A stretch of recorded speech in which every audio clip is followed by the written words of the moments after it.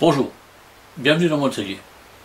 Aujourd'hui ça va être atelier traçage et découpe sur de la ferraille. Je vais faire des petits numéros pour mettre sur une maison.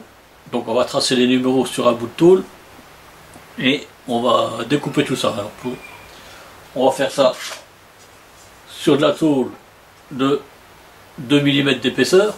Il faut quand même que ça tienne un petit peu quelque chose. Ça va être aux intempéries, donc bon, ça sera pas un vernis, tout ça, donc il n'y a pas de. On va éviter au maximum la corrosion. Donc pour le traçage, moi je vais m'aider de petits gabarits. Alors j'ai acheté ça dans les gabarits de ce style-là.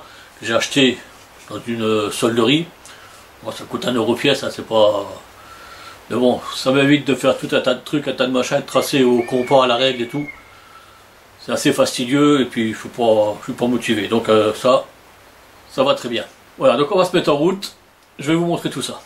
Voilà, donc là, j'ai reporté mes gabarits sur de la tôle.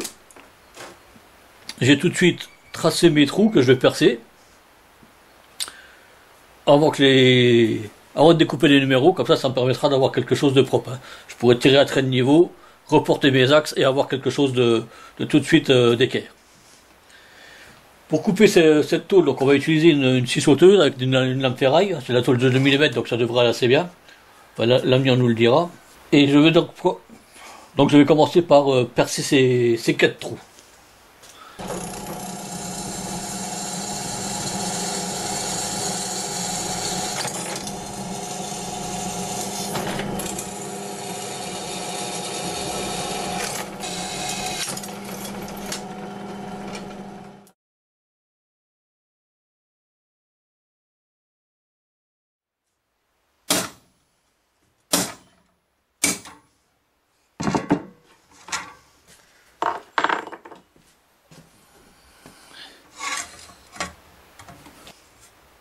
Donc voilà, tous les numéros sont martelés, donc ici on voit bien le tracé. Ah, ça va être beaucoup plus facile à suivre après quand on va découper. Bon, la tôle a bougé un peu, mais bon, ça c'est tout à fait normal. Du fait qu'on est tapé dessus, elle s'est cintrée. C'est comme ça, donc on va redresser ça déjà. Ah, ça va pas être bien compliqué à redresser, un coup de maillet, puis ça va revenir tout seul.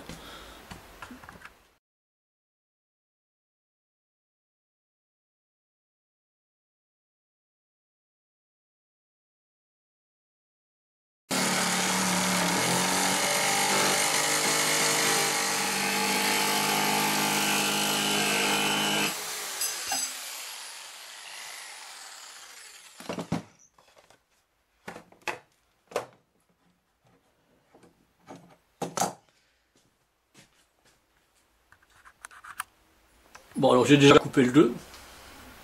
Alors, je dois vous avouer qu'à la scie sauteuse, c'est un peu galère quand même. Hein. C'est pas tout seul.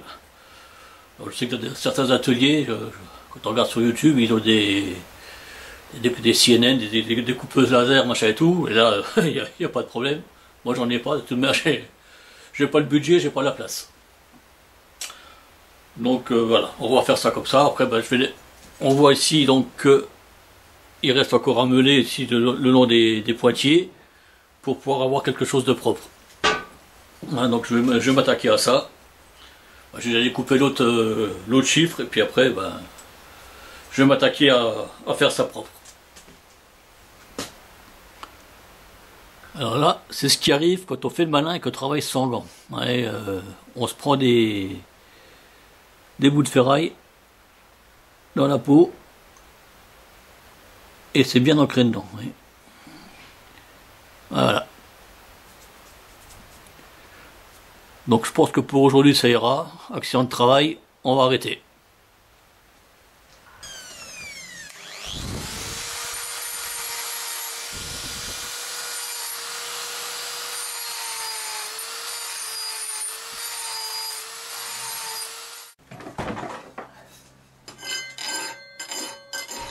Il va vraiment falloir que je refasse un établi digne de ce nom parce que là ça peut plus durer. Là c'est tout bouge comme la queue d'une vache, on peut plus vraiment travailler comme il faut.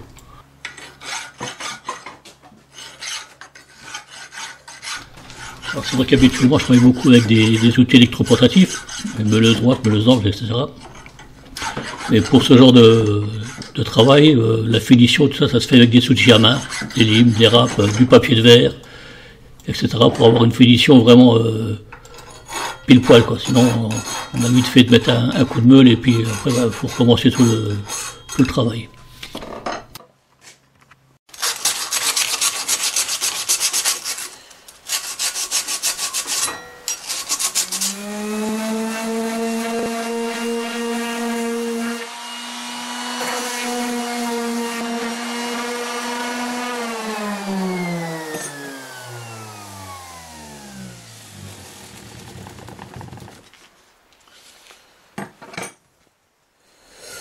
Bon, on voit qu'il me reste encore des coups de pointeau, là, qu'on voit à droite à gauche, hein, ici, là.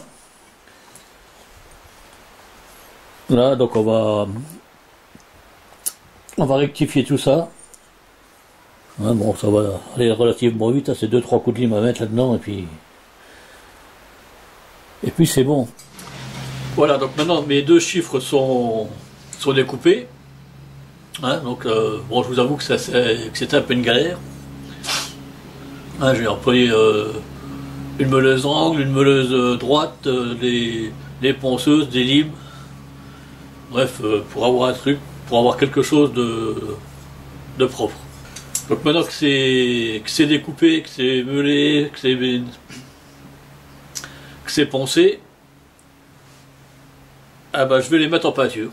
Comme c'est un numéro qui est destiné à être dehors sur une façade, on va pas lésiner sur la peinture, hein. On va mettre 2 bonnes couches d'après et ensuite on mettra 2 couches voire 3 couches de peinture, hein. Je les peindre en noir, c'est ce qu'il y aura de plus classique. Voilà, donc là je me suis préparé une petite cabine à peinture, faut pas en foutre partout. Et puis là je vais mettre donc un primaire pour que ça adhère bien. Bon, naturellement, comme on l'a vu, ça a été nettoyé à l'acétone.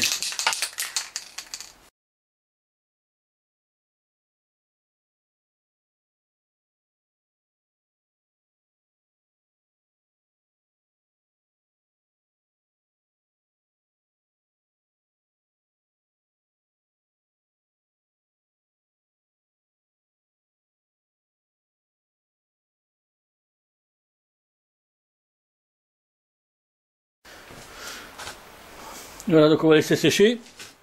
Après, ben, on mettra un petit coup de ponçage avec du papier tout fin, un petit ponçage à l'eau, et puis hop. Deuxième couche, troisième couche, couche de finition, etc. Voilà, donc là les numéros sont finis, sont mis en peinture, ben, prêts à être posés. Donc on va bien voir ce que ça donne une fois que ça sera sur place. Voilà, cette vidéo est maintenant terminée. J'espère que vous avez pris le temps de la regarder jusqu'au bout. Si ça vous a plu, n'oubliez pas de liker, de partager, de m'envoyer des commentaires. Et si ce n'est pas déjà fait, naturellement, abonnez-vous. Moi, je vous dis à très bientôt pour une nouvelle vidéo.